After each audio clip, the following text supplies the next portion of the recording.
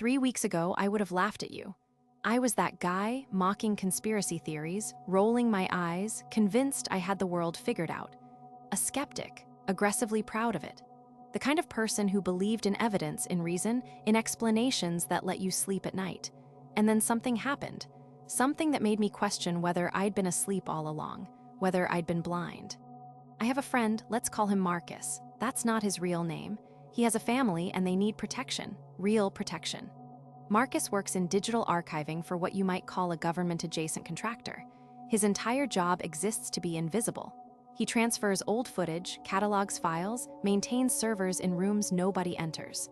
Nobody notices him. Nobody ever has. And that invisibility, that deliberate erasure from view, turned out to be exactly how he stumbled onto something neither of us were prepared to confront. Something that changed everything I thought I understood. Marcus called at 2 in the morning. I almost didn't answer.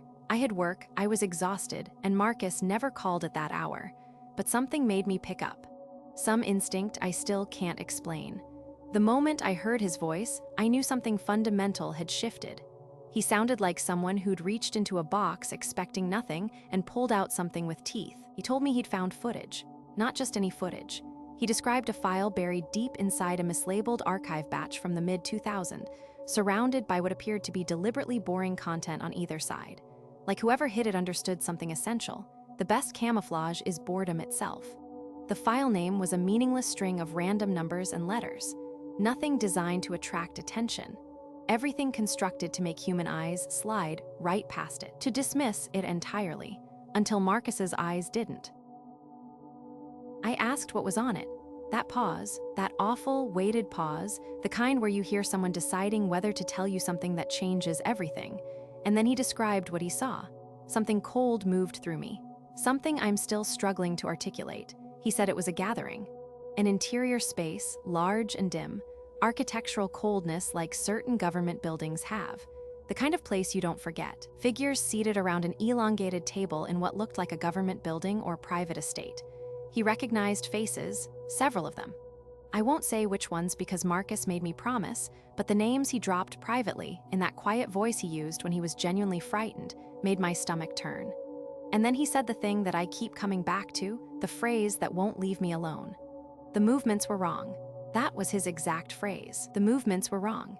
There were moments where certain individuals turned their heads at angles that seemed anatomically impossible, where the lighting caught their eyes and produced reflections that weren't quite right, something off about the geometry of it. I drove to Marcus's place the next morning, barely having slept.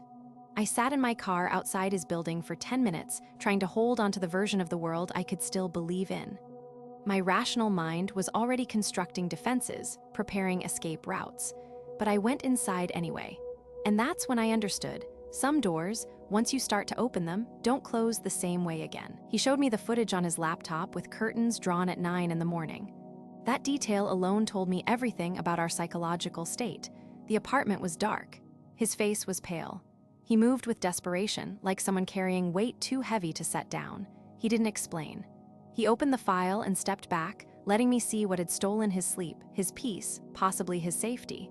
I wasn't prepared for what that would cost me. I watched it, 14 minutes, and I need to be honest, it wasn't clean. It wasn't the dramatic reveal I expected. It was worse, genuine uncertainty, deep, destabilizing uncertainty. The footage was ambiguous enough that I couldn't definitively say what I was looking at, but specific enough that I couldn't dismiss it either. I saw the moments Marcus described. The reflections, the movements, the audio glitches where voices dropped into registers that seemed wrong for the human throat. My critical mind fought to construct explanations, compression artifacts, poor lighting, pattern-seeking brains manufacturing meaning from ambiguity. I tried every rational exit door. Some were plausible enough that I could walk back into sunlight and pretend the morning never happened. But I didn't take those exits, because what kept me awake wasn't the footage itself. It was the context around it. What keeps me awake isn't the footage itself. It's what happened after. Within 48 hours, the archive was reclassified. Marcus's access was quietly downgraded.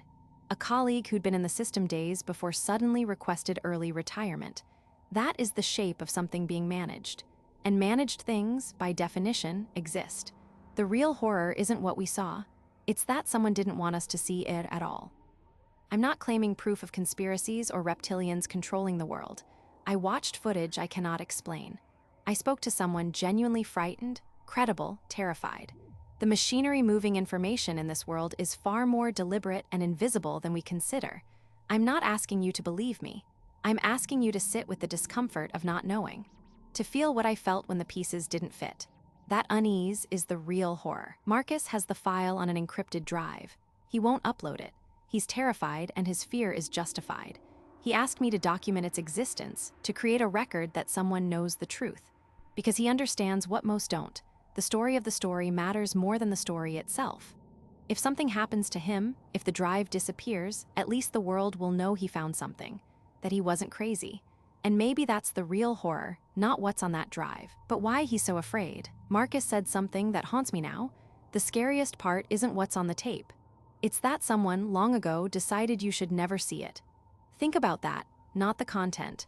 The fact that someone with institutional power made a decision requiring sustained effort to maintain. That takes resources. That takes authority. That's not paranoia. That's arithmetic. And that's what keeps me awake. Because here's what I understand now. You don't spend decades, multiple government cycles, vast resources, institutional coordination to hide something mundane. You don't bury footage from the mid-2000s in deliberately boring archive batches if it's just a technical malfunction or a failed experiment. The sheer level of effort required to maintain a secret this long, this carefully, across multiple administrations and competing agencies, demands that the secret itself be something of fundamental importance. Something that would destabilize widely held beliefs about how the world actually works. That's what haunts me now. I saw something this month that fractured my reality. The floor tilted beneath a worldview I'd held with absolute confidence. I don't sleep the way I used to.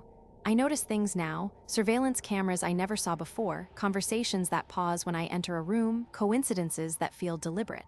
Am I paranoid? Probably. Am I crazy? Maybe. But I watched footage I cannot explain, then watched the machinery activate to bury it. That's not conspiracy thinking. That's paying attention to what happens when you see what you're not supposed to see. I'm not claiming absolute proof.